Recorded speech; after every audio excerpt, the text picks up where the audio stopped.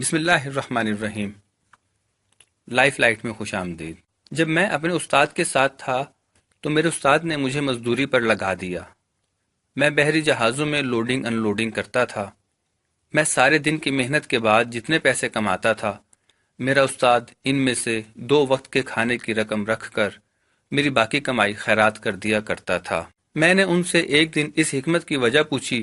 وہ مسکرا کر بولے، تم 11 مہینے یہ کام کرو، میں تمہیں اس کے بعد اس کا جواب دوں گا۔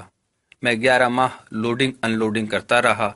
میرا وظیفہ مکمل ہو گیا تو میرے استاد نے مجھ سے کہا، تم آج مزدوری کے لیے جاؤ، کام شروع ہو جائے تو تم جھوٹ موٹ کے بیمار پڑ جانا، سارا دن کام کو ہاتھ نہ لگانا، شام کو اپنا معاوضہ لینا اور واپس آ جانا۔ میں نے استاد کے حکم پر عمل کیا۔ میں سارا دن پیٹ میں درد کا بہانہ بنا کر گودی پر لیٹا رہا۔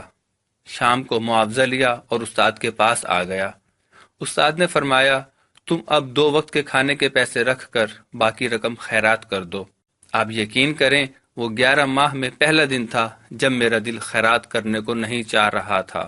میں نے اس دن خوب سیر ہو کر کھانا کھایا، لیکن میری بھوک ختم نہیں ہوئی۔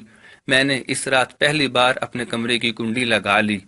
میں گھوڑے بیچ کر سویا، لیکن میری نیند مکمل نہ ہوئی۔ مجھے اگلے دن اپنے جسم سے بو آئی اور مجھے پہلی مرتبہ اپنے کپڑوں پر پرفیوم لگانا پڑا، اور مجھے پہلی مرتبہ نماز میں لذت بھی محسوس نہ ہوئی۔ میں نے استاد کو اپنی ساری کیفیات بتائیں۔ وہ ہنس کر بولے، بیٹا، یہ حرام کا کمال ہے۔ حرام آپ کی زندگی کی تمام نعمتوں کا جوہر اڑا دیتا ہے۔ آپ انسان سے جانور بن جاتے ہیں۔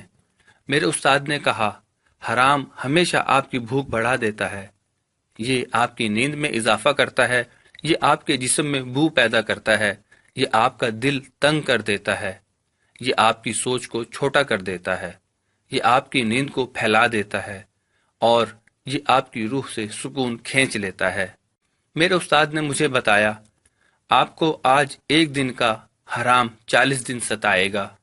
آپ ان 40 دنوں میں جھوٹ کی طرف بھی مائل ہوں گے، آپ غیبت بھی کریں گے، آپ کے دل میں لالچ بھی آئے گا، آپ دوسروں کو دھوکہ بھی دیں گے، اور آپ کے اندر امیر بننے کی خواہش بھی پیدا ہوگی۔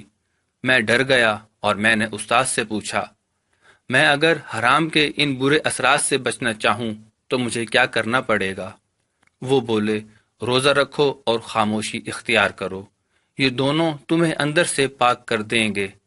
انہوں نے سر ہلایا اور بولے، میں نے 40 سال کی ریاضت کے بعد جو سیکھا وہ میں تمہیں بتا دیتا ہوں۔ یہ کائنات ایک صندوق ہے۔ اس صندوق پر اسرار کا موٹا تالا پڑا ہے۔ یہ تالا ایک اسم اعظم سے کھلتا ہے، اور وہ اسم اعظم ہے حلال۔